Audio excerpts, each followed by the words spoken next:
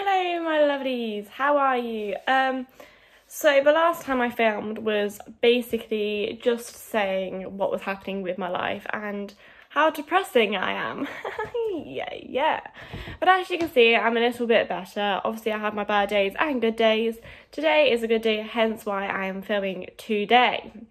But I wanted to do an anxiety Q&A, which I went to Instagram and asked people on my Instagram for some questions over there, and they came back, and so I'm answering my questions, and then I also met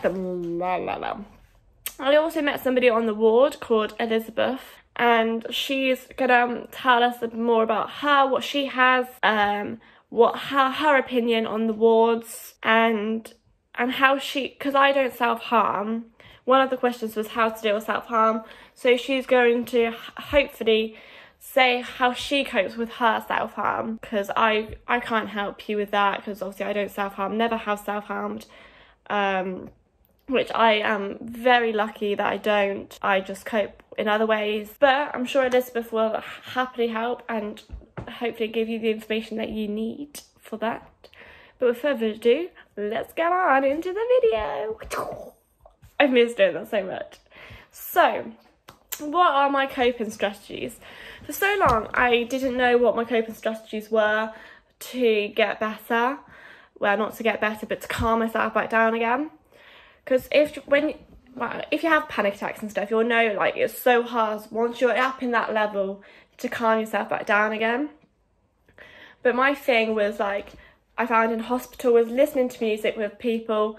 Absolutely loved glitter. So when I came home, my mum bought glitter for me. I do a lot with glitter. I talk about my problems. I do a lot of talking. Like, I talk to my mum about it far too much. But honestly, distraction. I know some people say talk about it. You can write your problems down. So I've started writing my things down and how I feel. Do a bit of mindfulness. Focus, because my problems are, I worry about my breathing. So with mindfulness, it is normally about to do with your breathing.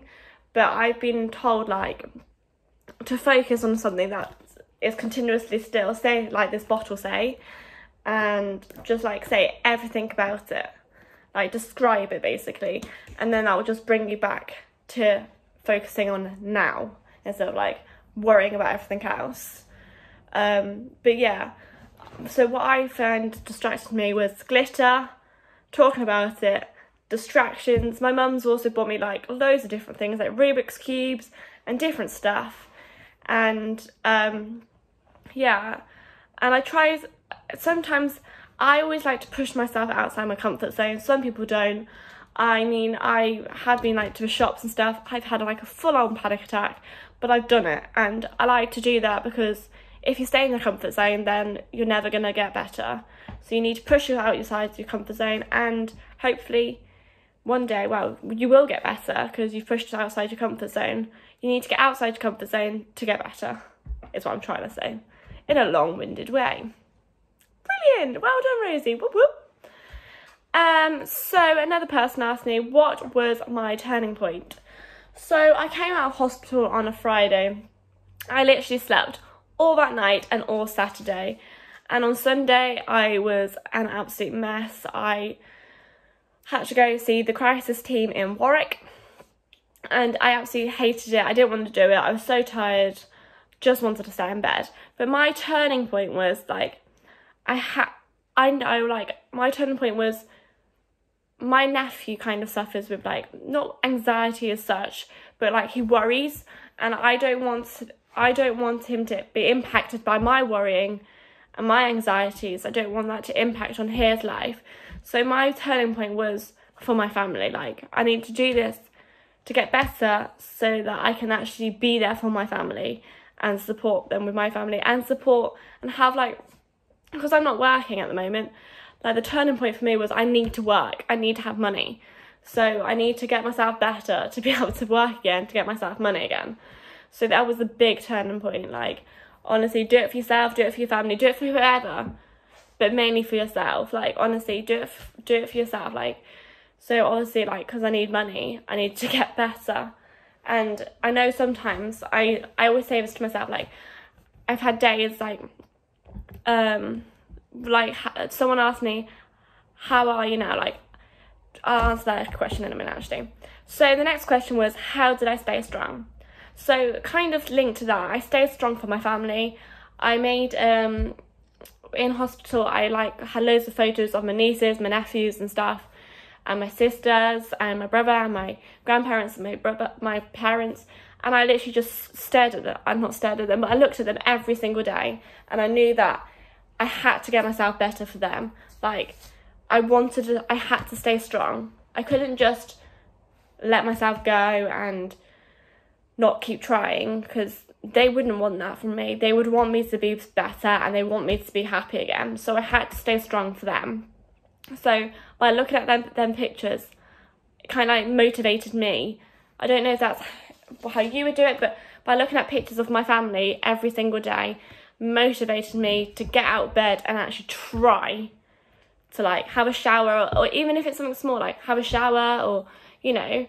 So that was the biggest, like, how I stay strong was for my family, like looking at photos of my family whilst I was in hospital, just to remind myself that I am so lucky to have family that actually care for me and want me to get better.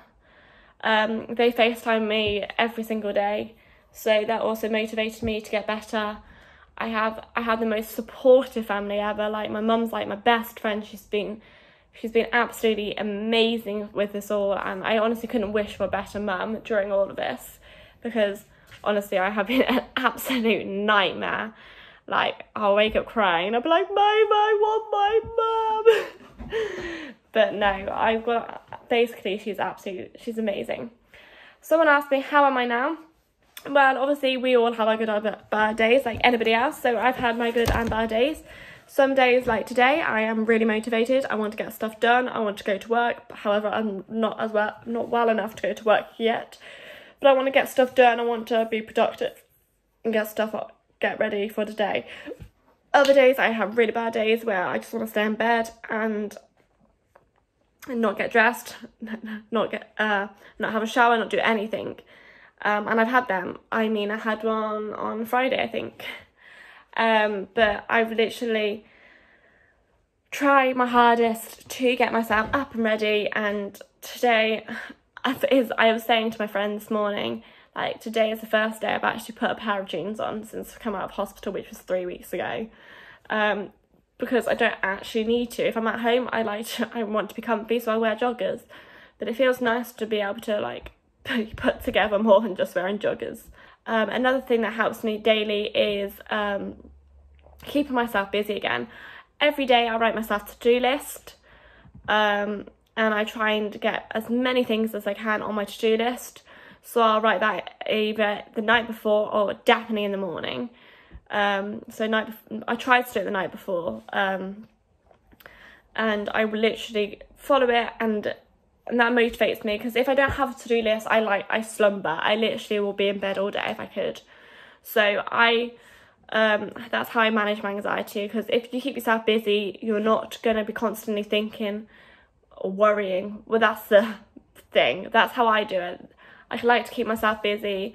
If I could, I would love to be with people all the time. That's how I am, because I have anxiety and depression, but my anxiety isn't that I don't want to be with people. It's not social anxiety, it's more about my health that my anxiety is. So so I like to be with people, but obviously during this lockdown period we can't be with many people. So like I said, my mum has been my honest saviour during this time, so I have a lot to thank her for. So how can others help people with anxiety? So I think different people like to be treated differently with anxiety.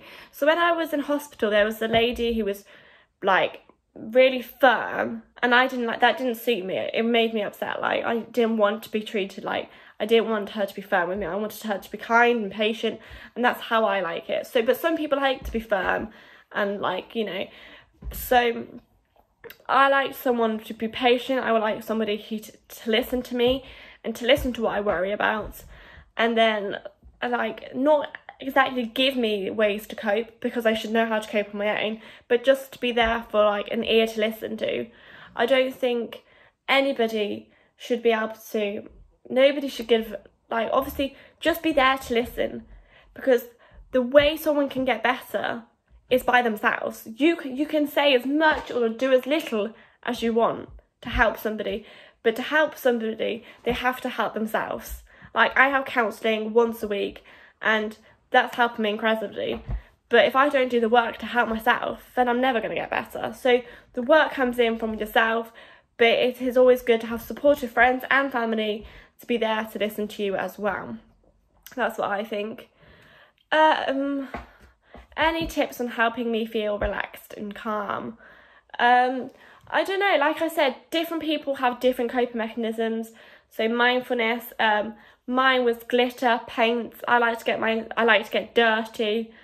Like when I was having panic attacks in hospital, I was like painting my hands and doing handprints. Some of us were listening to music. A lot of people did art therapy or cooking. Anything, just to keep yourself busy is what you need to do. So the next question is based on why I was in a mental health ward and what it was like to be on a mental health ward. This is where it's going to get interesting. So I was in a mental health ward. I was struggling with my anxiety. I struggled with my anxiety for the longest time ever anyway. And I was having panic attacks upon panic attacks. And on one Sunday, I rang the ambulance because I was really struggling. I felt really suicidal, and I just didn't know what to do. So, no, actually I didn't. I called 111, and then the ambulance came out. And the ambulance was like, you can go to Warwick Hospital, and the crisis team will come out and speak to you. And I was like, okay, that's brilliant. Love to do that. Love to speak to somebody, see if they can help me. So I was in hospital from 11 until like 4 o'clock, waiting for the crisis team. The crisis team came and they recommended that I went to a mental health ward. Obviously, this was my choice. So I thought yes. I said yes, thinking that they might do therapy there or something that might actually help me. But all they did in the mental health ward was medicate me. They did no counselling or anything. It was a really bad place to be in for me. For someone who suffers like with anxiety and depression, it really wasn't the right place for me. Shush! Shh! So listen, shush! So basically, I found it really difficult to be in an environment where people were like self-harming, trying to commit suicide and stuff, and being like witnessing that. I find it really difficult. So the first week I found it all right. The second week I was really struggling. I was really down. It was like prison in there. So obviously doors were locked. I wasn't allowed my charger because it was a ligature risk. I wasn't allowed. What else wasn't I allowed? So we didn't have TVs in our room because of the wires.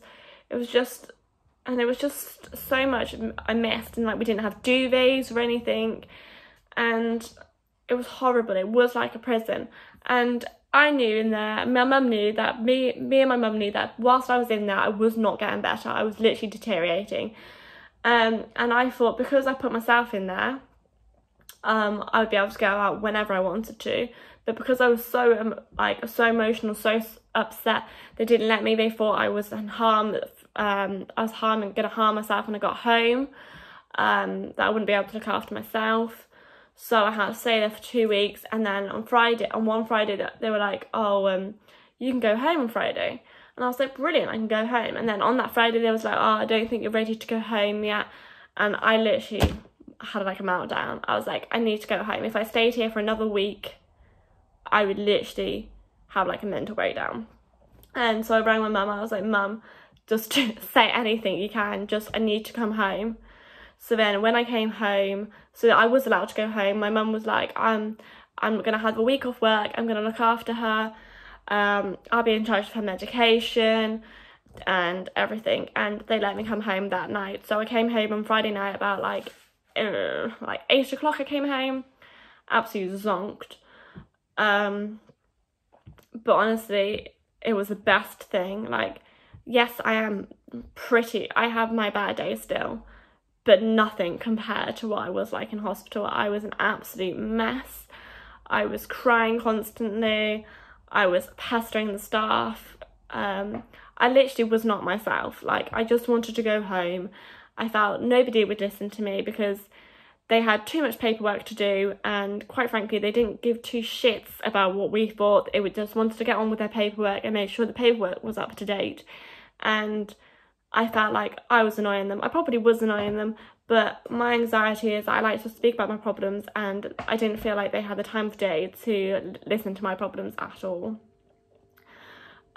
So when I came home, I loved it. Like, my mum would listen. I have my counsellor now, and honestly, she's helped me a lot. So if you are struggling, don't, like, unless you're like really suicidal or really struggling, don't put yourself in a mental wards, because if you have anxiety or depression, literally get counselling and help yourself. I know that's easier said than done.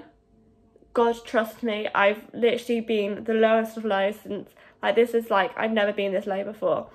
But if I can do it, anybody can do it, because on some days I'm literally like, I can't do this anymore. I'm not strong enough. I literally am not strong enough to do this anymore.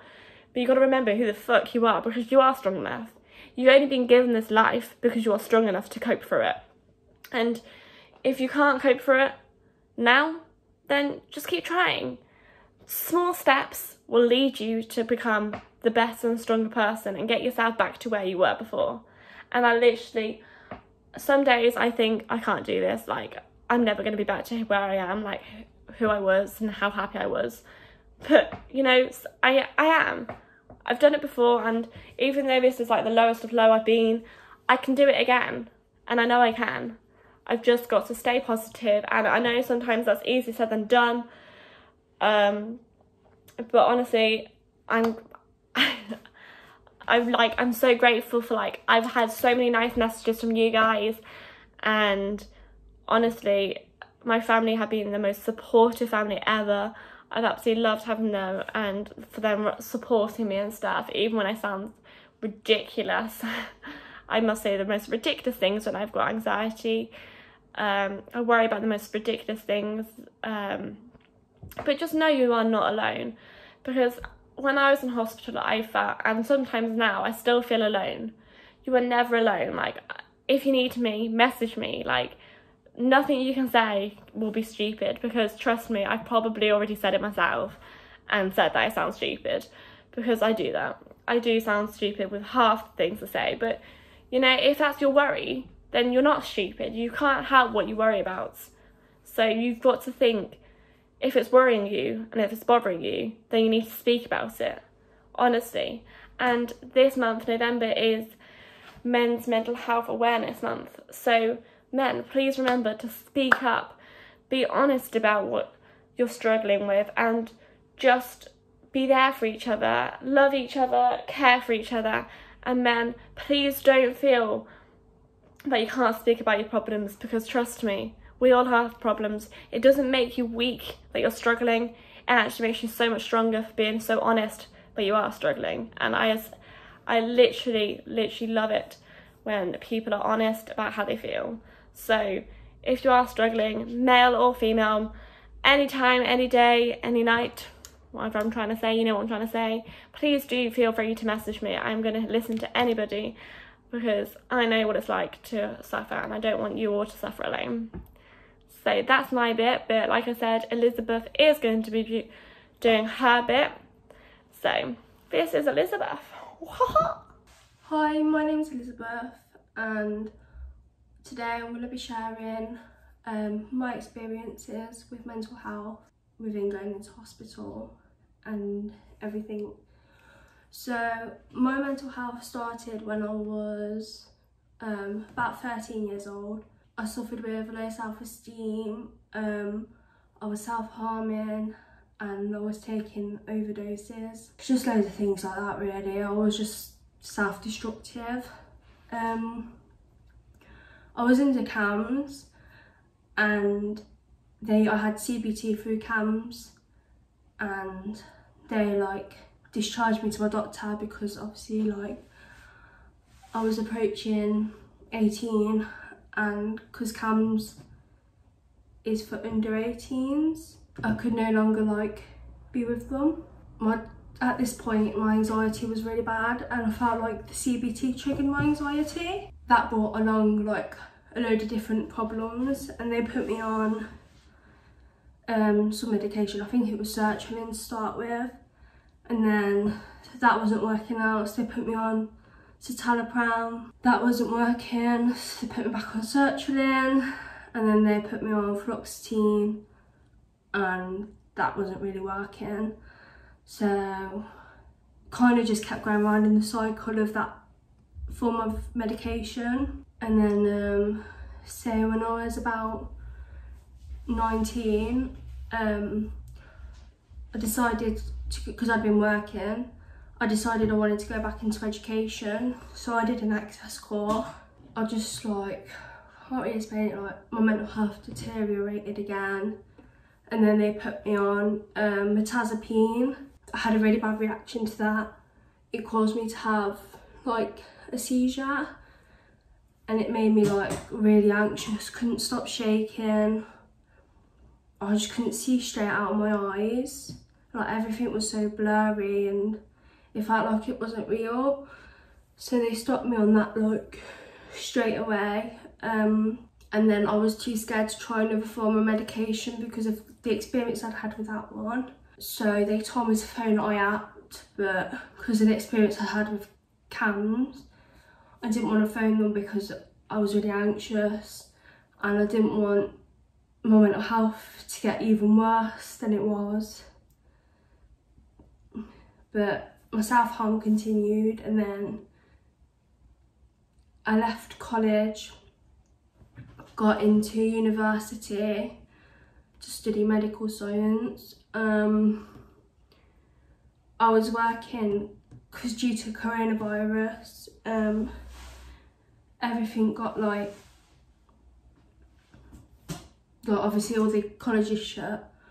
So I decided that I'd go back to my old job and work there.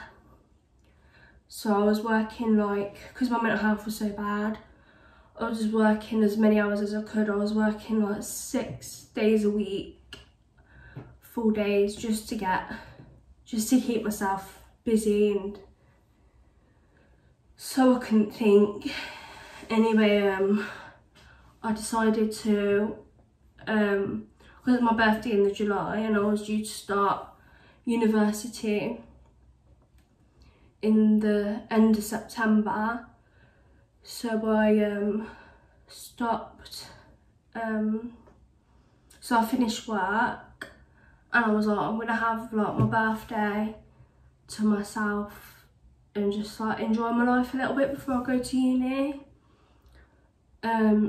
So like it was fun at the start, like I was enjoying like my life, like I was feeling a bit happy about everything. I was quite excited to start uni and like moving to like my own place and everything. And then things started deteriorating. My self-harm started getting a lot more severe. I was ending up in A&E pretty much every day. Had to have stitches in my cuts and my arms glued and stripped together. I was just really not coping. And then in the middle of August I took an overdose, quite a bad one. Ended up in hospital on a drip, and I got moved to the ward after I had my coronavirus test, and my skin started burning. I couldn't breathe. and I asked for help, and they, like, because it was handover, they were like, we'll get a nurse. So I felt like I was waiting forever, like handover finished and I was still waiting. So in the end I was just like, I walked out, I had my hospital gown on, and I took my clothes that I had on the day before, and I went into the bathroom and I got changed. I still had my cannula in my hand because I didn't have time to like take it out or anything. So I just went out, went home. By the time I got home, the police and ambulance were at my house. They took me straight back to the hospital, and then they put me on a section 5-2, which is basically like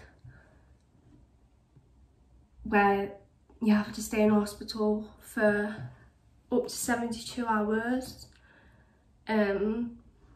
If the 72 hours runs out, you're free to go, but if you've not been like had a mental health act, like you have like a mental health act assessment basically if it's not run out. So they gave me a mental health act assessment when I was in a room with a social worker and some doctors and God knows like what else was there. And then they said that hospital wouldn't benefit me at that time, so they discharged me, and I was going on holiday the next day with like my whole family and everything, but they said that I had to speak to the crisis team like every day. And I was on vortioxetine, which is a medication with like low side effects, so I was taking that.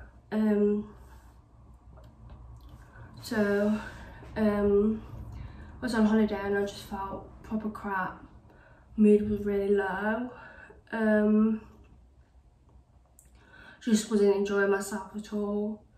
Crisis team were calling me, and then I went home and things just went from bad to worse. The police were doing welfare checks on me like pretty much every day.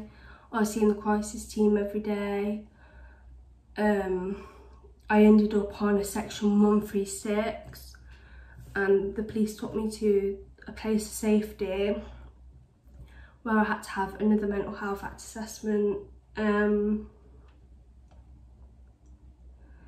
they said that again that the hospital wouldn't benefit me.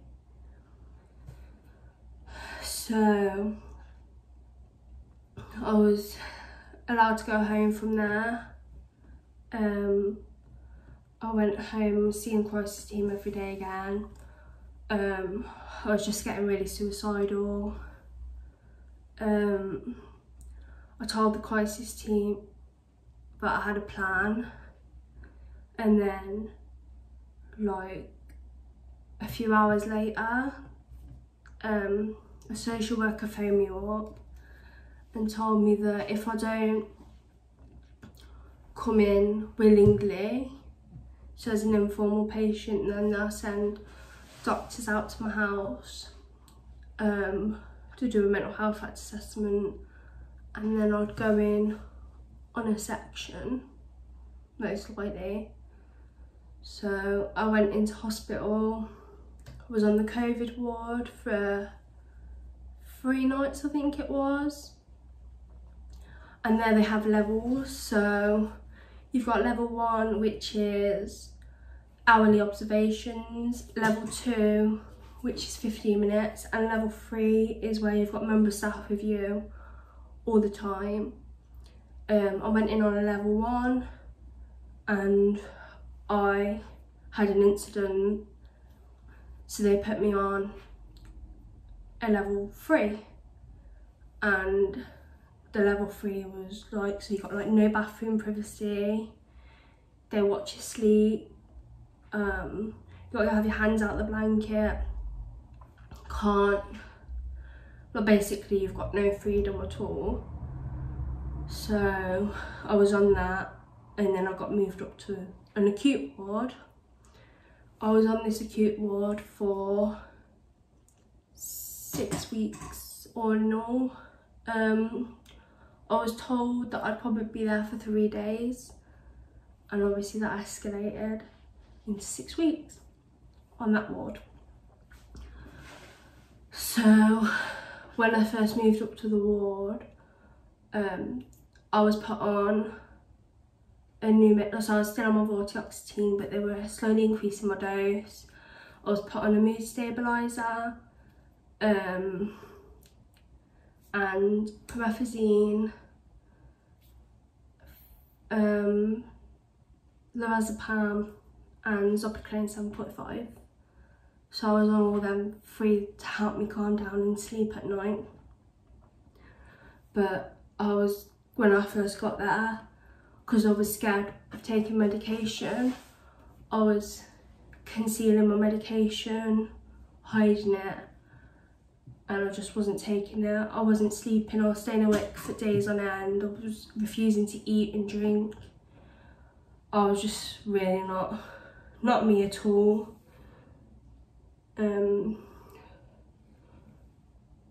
But my mood started to lift slowly, and I was getting, like, through the weeks, I was getting like more highs, I was getting like high highs, and then when I get my lows they'd be really low, and that's when I'd have like my incidents. They put me in RIP proofs a couple of times. I was basically on level 3s pretty much the whole time I was there, and then I had a major incident, and they transferred me to a PQ, which was out of where I live. Like, it was still within the trust, but it was not where I'm from. So they transferred me there. It was only a 5-bed, and I got there and I felt so claustrophobic because it was so tiny compared to what I was used to. It was so quiet. It was not how like I'd have imagined it.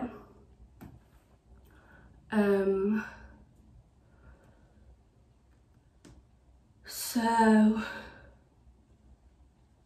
I was moved from there. I went there on the Wednesday night, and I was moved out of the PQ into an acute ward, which is in that same hospital, on the Monday, and that I didn't like. It weren't as nice as the other ward I was on.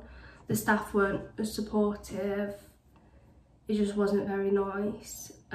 So I ran away on the Friday night, and then I told the police where I was on the Saturday night. The police came and picked me up and took me to the COVID ward that I was in at the start, to get a COVID test. So I got my COVID test, and that came back negative, so that was good news. But then they sent me back to the acute ward that I was on before I ran away. So I was on there for 2 nights or 1 night, I can't remember, and then they discharged me the next day.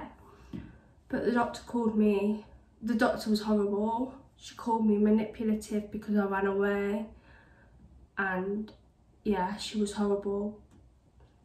I just never want to go back there in my life. Like, it was just such a horrible experience. All in all, I was in hospital for just over 8 weeks. The first hospital I was in was so supportive. Couldn't thank the staff enough for everything that they'd done for me. But yeah, so I got the diagnosis of EUPD, which stands for Emotionally Unstable Personality Disorder, and is also known as Borderline Personality Disorder, or BPD. So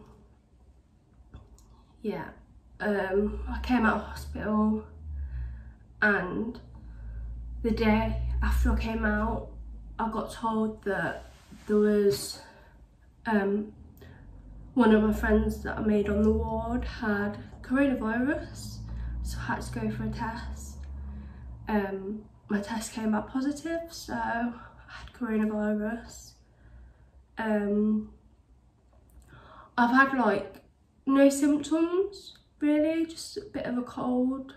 I've had to self-isolate, and obviously when you come out of hospital after being like locked up I guess for a long time and you're having to self-isolate, it's not easy.